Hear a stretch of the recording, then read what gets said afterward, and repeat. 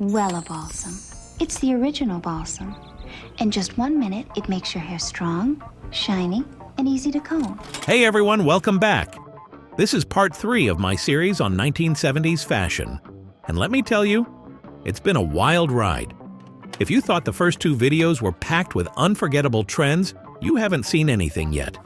Tie front crop tops. It was the 70s, time to show some skin. And crop tops became the perfect way to do that, without totally committing to the bare-all trend of the mid-70s. You could throw on a simple tie-front shirt and instantly look like you were ready to hit a beach party or head out for a night of fun. These tops were versatile, worn with everything from bell-bottoms to maxi skirts, and they were especially popular in the warmer months. Tie-front crop tops were breezy, playful, and made you feel like you were one with the free-spirited vibe of the 70s. Knee-length plaid wool skirts. Now let's talk about knee-length plaid wool skirts. These might not have the flash of some other 70s trends, but they were a steady staple for anyone who wanted to nail that preppy, polished look. Plaid, especially in wool, was everywhere in the 70s, and the knee-length version was particularly popular. You saw these skirts paired with all kinds of tops, crisp button-ups, sweaters, or even casual tees.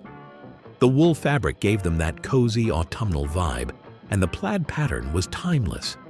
Honestly, knee-length plaid wool skirts have never really gone out of style. You could even find them popping up in modern collections, because some looks just seem to stand the test of time. Dr. Scholes sandals. Dr. Scholes wooden sandals, the ultimate 70s footwear that blended charm, style, and a touch of danger. Commenters from the last video had plenty to say about their experiences with these iconic sandals. One viewer fondly remembered owning multiple pairs and wearing them until the soles wore down. Another shared the unforgettable pain of stepping on the back of one sandal mid-walk, describing it as enough to bring tears to their eyes. And who could forget the signature clip-clop sound? That noise alone brought a rush of nostalgia for high school days or casual summer outings. Not everyone found them easy to manage, though. One commenter admitted they were tricky at the beach. Wooden soles and sand don't mix, while others recalled the constant toe gripping required to keep them on. Despite the hazards, they were loved for their simple yet distinctive design and their laid-back 70s vibe.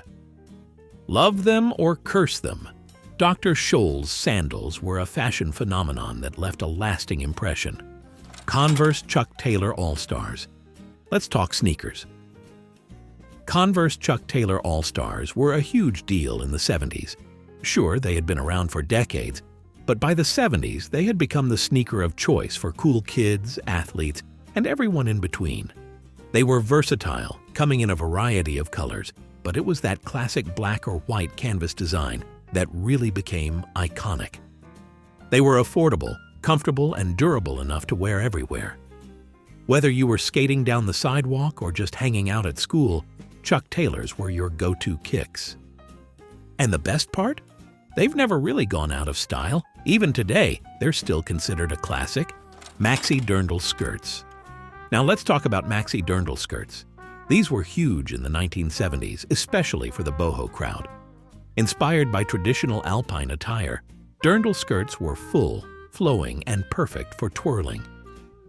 These skirts were often made from cotton or linen, with bold prints or embroidery that gave them a distinctly handmade feel. They were the perfect pairing with peasant blouses, adding to that free-spirited, rustic aesthetic that the 70s were all about. Girl Exersoles shoes. These shoes were about comfort and practicality. If you weren't into the whole platform craze and you wanted something a little more down-to-earth, Girl Exersoles were the perfect choice. They were the go-to shoe for anyone who wanted to feel like they were wearing something comfortable but still trendy. These shoes were often made with soft leather or suede and came in a variety of colors and styles. They were perfect for everyday wear, especially for those who weren't looking to give up comfort in exchange for fashion. While they didn't exactly become the talk of the town like some other trends, they definitely had their place in the 70s footwear lineup. Glow mesh purses. Next, let's talk about the metallic beauty that was glow mesh purses. These things were the definition of glitzy with their shimmering metallic mesh design. Glow mesh purses came in all sizes, from small clutches to larger, more practical bags. They were a fun way to add a little sparkle to any outfit, and they became a symbol of the disco era's glitzy and glam lifestyle. Looking back, they were definitely a statement piece that made a big impression. Blue jean bags. All right, let's talk denim for a second. Blue jean bags were one of the big accessories in the 70s, and honestly, it just makes sense. Denim was everywhere, so why not turn it into a bag, right? These bags were often made from repurposed jeans, and some were even decorated with embroidery, patches, or studs to make them stand out. They were the perfect match for a casual, everyday outfit, and they were a part of that whole denim craze that swept through the decade. These bags were practical and durable, and if you were a fan of the laid-back, boho vibe, you were probably carrying one around. They weren't just a fashion statement, they were also a way to embrace that DIY, repurposed spirit of the 70s. Embroidery. Speaking of DIY, let's talk about embroidery. This was one of those trends that found its way into everything during the 70s. Whether it was on jeans, shirts, jackets, or even bags, embroidery became a key part of the 70s aesthetic. Floral patterns, piece symbols, and other groovy designs were everywhere. Embroidery added a personal, handcrafted touch to garments, which fit perfectly with the era's love for individuality and self-expression. For many, embroidery was a way to make their clothes their own, whether it was on a pair of bell-bottoms or a denim jacket. It was a craft that people of all ages could get into, and it became an integral part of the 70s fashion landscape. Wrangler Buckleback Jeans. Now let's talk about another denim trend. Wrangler Buckleback Jeans. These were a little different from the usual jeans you'd see in the 70s. The buckleback design added a little flair and uniqueness to an otherwise standard pair of denim pants. These jeans often had a more structured fit and were perfect for those who wanted to stand out without going too over the top. Wrangler Buckleback Jeans became a popular choice for those who wanted a bit of Western flair mixed with their 70s style. Paired with a simple top, they gave off a rugged yet stylish vibe. It's a trend that didn't quite catch on like bell-bottoms or skinny jeans, but they still hold a certain charm. Adidas Gazelle. All right, let's talk about another iconic footwear trend, the Adidas Gazelle. These sneakers were everywhere in the 70s, and they've made a massive comeback in recent years. The Gazelle's simple, sleek design and comfort made them a favorite for athletes and casual wearers alike. Whether you were playing basketball or just hanging out, these sneakers were the perfect way to add some cool factor to any outfit. They were especially popular in bright colors, which helped them stand out from the usual all-white sneakers of the time. Adidas had already made a name for themselves, but the Gazelle took their sneaker game to a whole new level. Puma Suede. Another iconic sneaker of the 70s was the Puma Suede. These shoes were a favorite among both athletes and streetwear enthusiasts. Puma's signature suede material gave these sneakers a distinct look that was hard to miss.